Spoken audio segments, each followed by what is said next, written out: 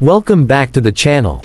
Today, we're diving deep into a true American classic, the Chevy Nova 400 V8. This car is an icon of the muscle car era, delivering power, style, and raw performance in a compact package. Whether you're a classic car enthusiast or just love old-school V8 power, this review is for you. We're going to break down everything: exterior, interior, performance, and even price trends, so stick around to the end to find out if this legend is worth owning today. Let's start with the design. The Chevy Nova 400 V8, especially in its prime from the mid to late 60s, had a simple yet aggressive look that made it stand out. It wasn't as flashy as some of its bigger muscle car cousins, but that's exactly what made it appealing. It had a clean, boxy shape with sharp body lines, giving it a no-nonsense attitude. The front grille was wide, with a horizontal bar splitting the headlights, and depending on the trim, you could get chrome bumpers that added just the right amount of classic shine. The hood was long and flat, subtly hinting at the beast hiding underneath. From the side, the Nova had a relatively short wheelbase, making it lighter and more nimble compared to heavier muscle cars of the era. The rear quarter panels had a slight flare, giving it a muscular stance. The taillights were simple but effective, usually rectangular and neatly integrated into the design. Depending on the model year and trim, you could find them with or without chrome accents. Overall, the Nova 400 had a balanced look, sporty, clean, and built for business. Many enthusiasts today love customizing them with wider tires, aftermarket wheels, and even hood scoops to enhance that aggressive appeal. Now, stepping inside, the interior of the Nova 400 was straightforward and functional, yet it had just enough style to feel special. The dashboard had a classic, driver-focused layout with a simple gauge cluster featuring speed, fuel, and a tachometer in some models. The steering wheel was thin and large by today's standards, but it provided a direct connection to the road. Depending on the trim, you could get bucket seats or a bench seat, both wrapped in vinyl or cloth. The door panels had minimal design but featured chrome handles and accents that added a touch of elegance. One of the best things about the Nova's interior was how customizable it was. Owners often upgraded their gauge clusters with aftermarket tachometers, swapped out the stock steering wheels for sportier ones, and even added center consoles for a more modern feel. The back seat was surprisingly roomy for a compact car, making it a practical choice for those who wanted a fast car without sacrificing usability. The trunk space was decent too, enough for weekend getaways or a trip to the drag strip with a spare set of tires. But let's be honest, the real magic of the Chevy Nova 400 V8 was under the hood.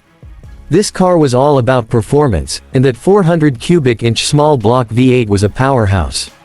Depending on the exact setup, it could produce anywhere from 250 to over 300 horsepower, with plenty of torque to launch this lightweight car off the line. The Nova was often overshadowed by bigger names like the Camaro or Chevy, but in reality, it was just as quick, if not quicker, thanks to its lower weight. The power delivery was raw and unfiltered. With a 4-barrel carburetor and a well-tuned exhaust system, the Nova 400 V8 had a deep, aggressive rumble that made it impossible to ignore. It was available with either a 3-speed or 4-speed manual transmission, as well as a 2-speed Powerglide automatic, but real gearheads preferred the manual for full control over that power. On the road, the Nova 400 was a blast to drive. It had a solid rear axle, which wasn't the best for handling, but it was perfect for straight-line speed. With a good set of tires, this car could put the power down efficiently, making it a favorite for drag racers. One of the Nova's biggest advantages was its potential for upgrades.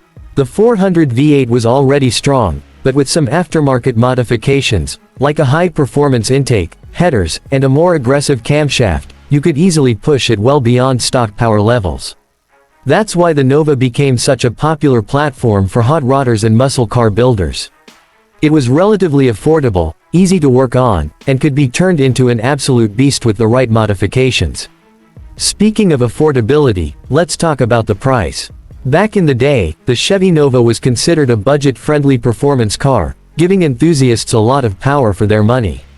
Today, however, things have changed. Classic car values have skyrocketed, and the Nova 400 V8 is no exception. Prices depend on the year, condition, and originality of the car.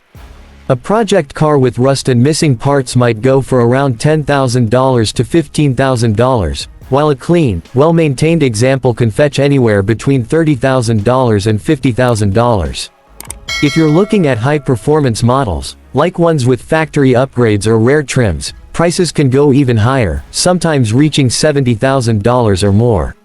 Resto mods, restored and modified versions, also vary in price, but they often command a premium due to modern engine swaps, suspension upgrades, and custom interiors. So, is the Chevy Nova 400 V8 worth it? Absolutely. If you love classic muscle cars, raw V8 power, and a platform that's easy to modify, the Nova is a fantastic choice. It's not as mainstream as a Camaro or Mustang, which means you'll stand out at car shows and on the streets. Plus, its relatively lightweight body and powerful V8 make it a serious performer, even by today's standards. That wraps up this in-depth review of the Chevy Nova 400 V8. If you enjoyed this video, make sure to like, subscribe, and hit that notification bell so you don't miss out on future classic car reviews. Let me know in the comments, would you rather own a Nova, or do you have another favorite muscle car? Thanks for watching, and I'll see you in the next one.